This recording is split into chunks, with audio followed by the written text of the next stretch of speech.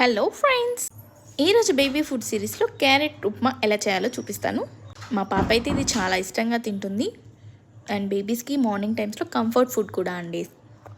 ముందుగా పెనం పెట్టుకొని నెయ్యి వేసుకొని ఆవాలు జీలకర్ర శనగపప్పు వేసుకోవాలి.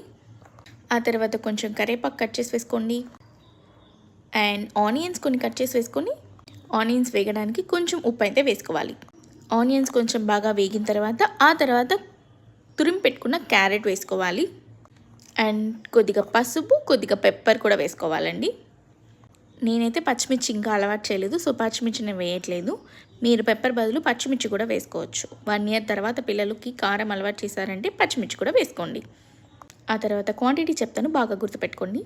ఇప్పుడు నేను చూపించిన గ్లాస్లో 1/2 గ్లాస్ రవ్వ తీసుకున్నాను.